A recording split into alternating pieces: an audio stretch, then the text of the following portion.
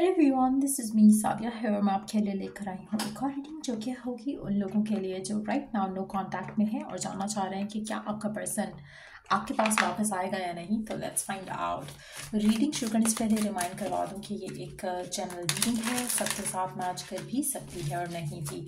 तो जो बातें जो मैसेजेस मैच करते हैं उन मैसेजेस को पिक करो और बाकी सब कुछ छोड़ दो। अगर आप पर्सनल रीडिंग्स चाहते हो पेपॉल से इजी पैसेज पेमेंट कर सकते हो, सिर्फ तभी रीच आउट करो ताकि आपका भी टाइम वेस्ट नहीं हो और मेरा भी। सो नो कांटेक्ट चल रहा है राइट नाउ आपके और आपके पर्सन के दरमियान में। लेट्स सी कि क्या ये पर्सन आपके पास वापस आएंगे, हाँ या ना। Let's see. We have reflection and projections, epiphany, breakthrough, limitations, fears. अच्छा, आप में से मेजॉरिटी लोगों के लिए जो भी पर्सन है जो कि आपके माइंड में है राइट नाउ, नो कॉन्टैक्ट की सिचुएशन में है, आपके जो फियर्स है, आपके जो बिलीफ है वो मैनिफेस्ट हो रहे हैं इस कनेक्शन में इस इंसान के साथ। अगर तो आपका फियर बहुत ज़्यादा स्ट्रांग है कि कम्युनिकेशन नहीं हो पाएगी, पर्सन वापस नहीं आएगा because of so and so, आपके माइंड में रीजंस आते होंगे बहुत ज़्यादा कि इस वजह से ब्रेकअप हुआ, इस वजह से रिकन्सिलिएशन नहीं हो सकती है, तो एग्जैक्टली वही मैनिफेस्ट होगा। लेकिन अगर आप इस चीज़ के ऊपर बिलीव रखना शुरू कर दो, ट्रस्ट रखना शुरू कर दो कि हाँ रिकन्सिलिएशन हो सकती है, पर्सन वापस आ सकता है, तो वो डेफिनेटली आ जाएगा। आप में से मेजॉरिटी लोगों के लिए मुझे लगता है कि अभी करंटली अगर हम देखें ना, करंट सिचुएशन में जो आपका माइंडसेट है, जो आप मैनिफेस्ट कर रहे हो अपनी ज़िंदगी में चाहते हुए ना चाहते हुए, वो है फियर्स, वो है लिमिटेशंस, क्यों चीज़ें नहीं वर्कआउट हो सकती। और एग्जैक्टली वही हो रहा है। आपका पर्सन ना तो वापस आ रहा है, ना तो चीज़ें आप मैनिफेस्ट कर पा रहे हो जैसे आप चाहते हो। ब्लॉकेजेस हैं, लिमिटेशंस हैं, फियर्स हैं, डाउट्स हैं, नेगेटिविटीज़ हैं जो कि आपके रिश्ते को करंटली जो है वो ब्लॉक कर रहे हैं। करंट सिचुएशन में मुझे पर्सन आते दिख नहीं रहा। इवन दो अगर आप अपने जो करंट थॉट प्रोसेस है उसको चेंज करोगे तो पॉजिटिव रिजल्ट्स मिल सकते हैं, रिकन्सिलिएशन हो सकती है, पर्सन वापस आ सकता है। लेकिन आपकी जो करंट सिचुएशन है वो ऐसा लग नहीं रहा कि आप जो हो उस सिचुएशन से अपने आप को निकाल पा रहे हो। आप में से मेजॉरिटी लोगों के लिए जो करंट सिचुएशन है काफ़ी हद तक एक बहुत ही स्टैटिक एनर्जी है आपके रिलेशनशिप में। एक कांस्टेंट एक स्टैग्नेशन सी दिख रही है यहाँ पर आपके रिलेशनशिप में। लेट्स सी कि क्या ये पर्सन जो नो कांटेक्ट में है, क्या ये आपके पास वापस आएंगे, क्या ये आपके पास वापस आएंगे, क्या आप दोनों का पैचअप हो जाएगा, क्या ये पर्सन आपके पास वापस आएंगे, will they come back to you.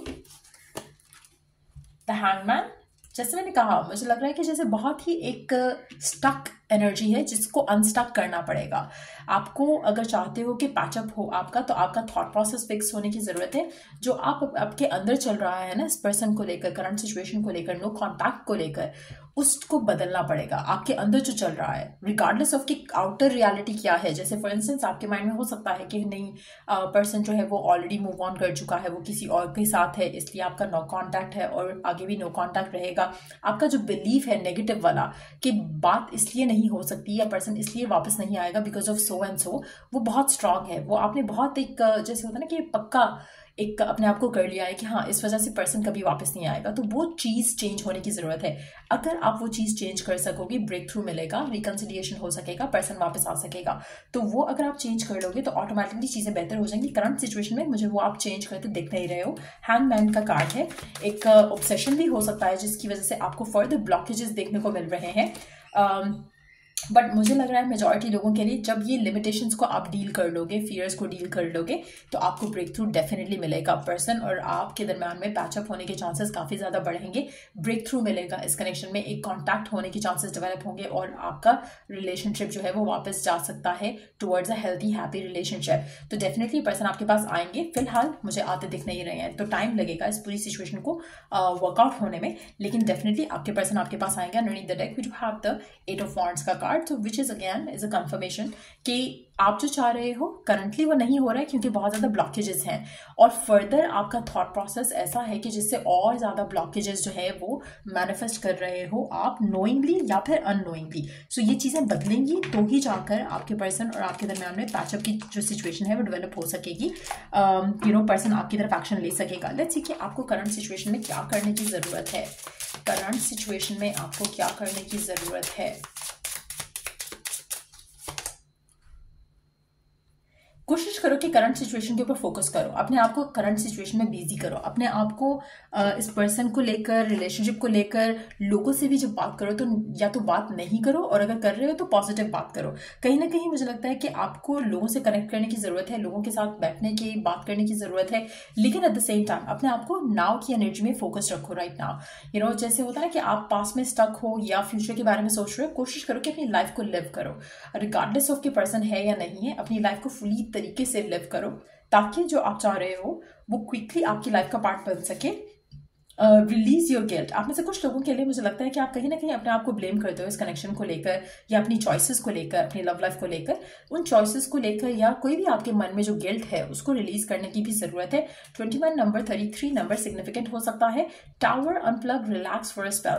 आप में से मेजॉरिटी लोगों के लिए मुझे लगता है कि आपको अपने मन में जो एक नेगेटिविटी चल रही है, एक अनहेल्दी थॉट प्रोसेस जो चल रहा है, उसको अनप्लग करने की जरूरत है, रिलैक्स करने की जरूरत है। कोशिश करो कि आप अपना थॉट प्रोसेस फिक्स करो, वो एक मैजिक के जैसे वर्क करेगा, एक स्पेल के जैसे वर्क करेगा। सो अगर आप चाहते हो कि आपकी लाइफ में एक जो सिचुएशन है इस लव लाइफ को लेकर, इस करेक्शन को लेकर, आपको बस अपने डाउट्स और फियर्स को स्ले करना है, and then everything else is going to work out. तो कहीं ना कहीं मुझे लगता है कि आपके मन में जो एक ये जो थॉट प्रोसेस है वो बहुत ज्यादा डोमिनेंटली आप नेगेटिव थॉट सोच रहे हो, ब्लॉकेजेस के बारे में सोच रहे हो, लिमिटेशंस के बारे में सोच रहे हो कि क्यों ये चीज वर्कआउट नहीं हो सकती। वो चीजों को आपने किक आउट करना है अपने माइंड से, और फिर खुद ब खुद सिचुएशन जो है वो आपके लिए, आपके रिलेशनशिप के लिए बेहतर होती चली जाएगी, और आपका रिकंसिलिएशन का चांस बन सकेगा, पर्सन के वापस आने का चांस बन सकेगा, कम्युनिकेशन का चांस बन सकेगा। सो मुझे लगता है कि अगर आप इन सब चीज़ों के ऊपर काम कर जाओगे तो डिवाइन की हेल्प से आप ऑटोमेटिकली बहुत ब्रेक फ्री कर पाओगे अपने आप को करंट स्टैग्नेशन से, करंट लिमिटेशन से। सेल्फ सबोटाजिंग एनर्जी आ रही है यहाँ पर बहुत ज़्यादा, और मुझे लगता है कि बहुत ज़रूरी है आपका इन सब के ऊपर काबू पाना, इन सब के ऊपर वर्क करना। तो आई होप कि इससे आपको हेल्प मिला हो, इस रीडिंग से आपको गाइडेंस मिली हो। अगर आप पर्सनलाइज रीडिंग्स चाहते हो, चाहे वो टैरो रीडिंग्स है या पाम रीडिंग्स है, तो आप मुझे कॉन्टैक्ट कर सकते हो।